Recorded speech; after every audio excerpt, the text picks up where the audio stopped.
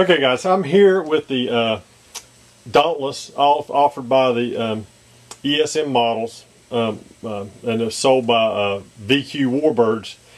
I'm getting ready to start on the cockpit kit. I want to give you, most of them I've already got them cut out, but I want to give you a shot up prior to cutting it out. I went ahead and I made a mold for the canopy so I could help me out in making this, and I can see through it a lot better than the one that already had been painted.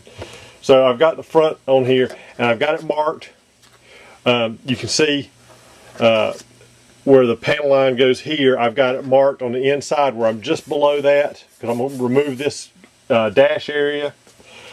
On the side, on the front part of the cockpit, I've come in from the edge 3/16 of an inch, and if you look back here, there's a break in the canopy right here. So I'm going to make this my front cockpit area.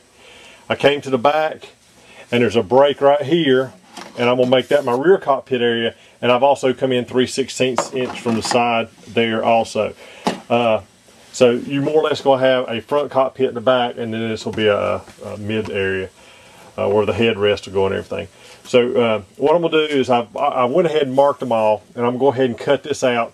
We're going to relieve all this here, and then I'll roll it over and show you what we have to do to the servo tray. Anyway, I just want to give you a shot before I cut.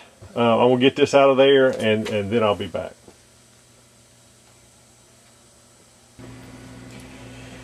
Okay, I want to show you real quick what I've got it all cut out.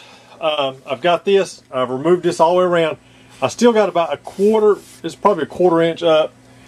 As long as it covers the front of the cockpit. I mean, where the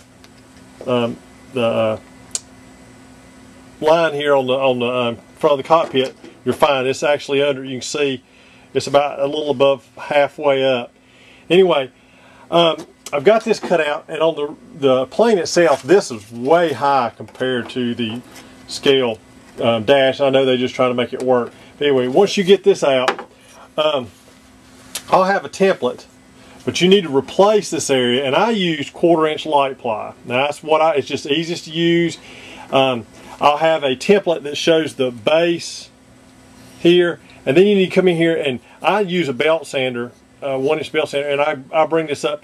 It's at an angle. I can't tell you exactly the angle because I kept working it until I got it in there. But what you're going to do is bring this in place, and this gives you a flat dash area. And if you'll see, you can't see it, but from where the front of the dash, there you go.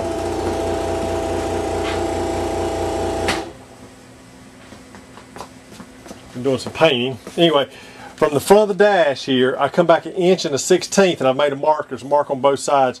Anyway, this dash piece, or this front dash, comes back in here, and we'll glue this. I'll glue this in place, and then feather it till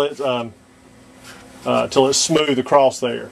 Because what happens is our other dash, or our instrument panel, comes up against that, and then I have a piece that comes in here and covers or transitions this from the flat dash into the instrument panel. But anyway, I wanted to show you this before I went any further.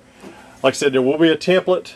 You just have to use this, sand it till you get the angle right, and we're going to glue this in place.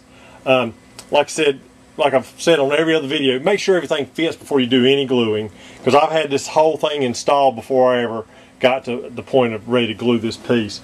So just wanted to cover that. As far as the servo tray, I have cut into the servo tray. I used the fuel tank to judge it. I left about a 1/2 inch. You can see where I come into the little ovals here and cut out. This, my cockpit goes in there. It's a box like I normally make, and it will come right up. You'll be able to see where it falls in place. I had to cut the main piece of the former here, and I just more or less cut it and allow it to come straight down. I've made recesses in the cockpit itself to allow this piece to stay in there. Okay. We'll also be able to run a piece of wood across here to hold the fuel tank in place. Alright, well, I'm going to go ahead and get that one piece installed, and I'll come back and show you how this cockpit's fitting in this airplane.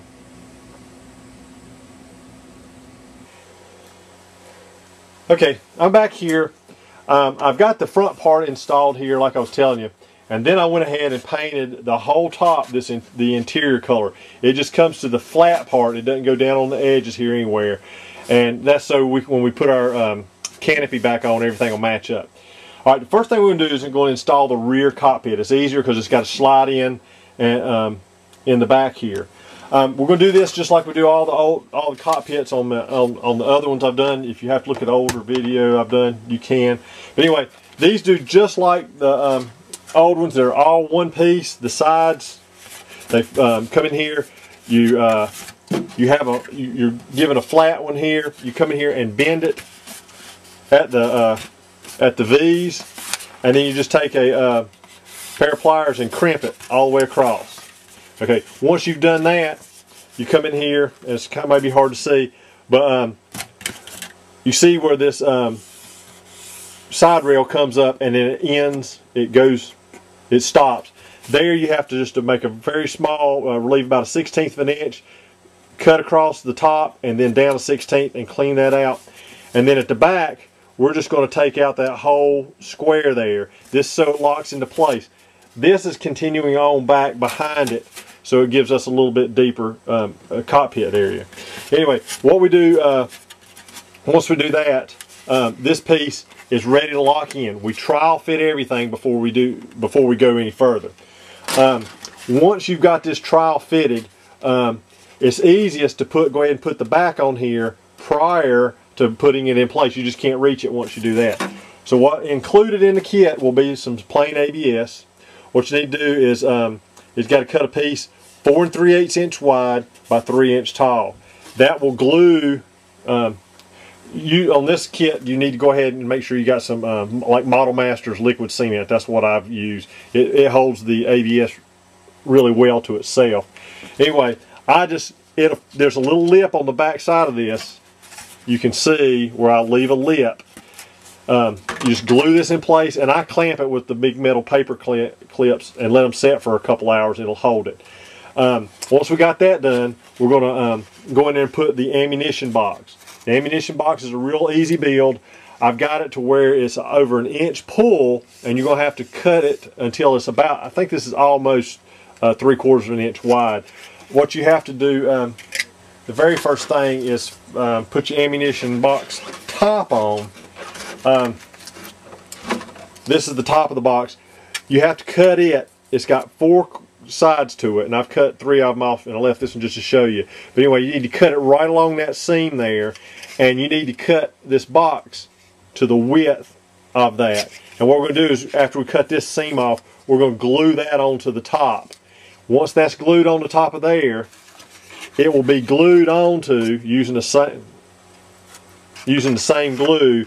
It'll be glued into the back of the back here, and once this glued in there, then you can paint it and do whatever you need to.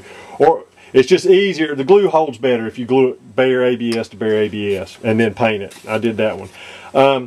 But this is ready to install. There's a couple small pieces that need to be put in there. I'm gonna get it ready, and then I'm gonna show you how I make the I guess it's the gun turret that goes inside.